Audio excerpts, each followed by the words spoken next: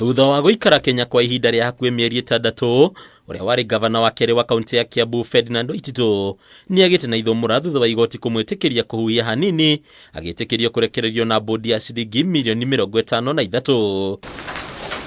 Mbere ya mũcirithania Lucy Njuguna, uria hau kabere uregete ihoya rĩa kũrekererio kwa Waititu maita merĩ, Waititu etĩkĩrĩtio kuma njera-inĩ yo cira wake ũgĩthiaga na mbere, uria ũrongoreirie gũkanja kĩoho gĩake kĩa mĩaka 12 njera-inĩ. Cira-inĩ ũrĩa acoketie RIKO, Waititu kũgerera mawakiri yake augĩte arĩ na ũira mwerũ wa kuonania ndarĩ na mahĩtia o mothe, kũrĩa ningĩ atarĩirie atĩ ndarĩ na ũgima mwega wa mwĩrĩ, akiuga mahinda kwa mahinda akoretwo akĩgũmĩrwo nĩ thĩna wa gĩthũri, ũndũ ũmwe na kũhaica thakame.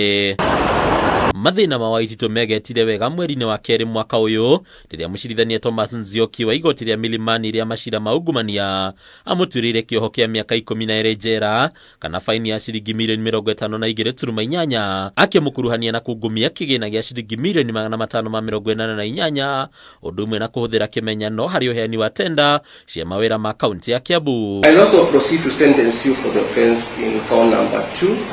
where you also accused together with your company, the two estate developers,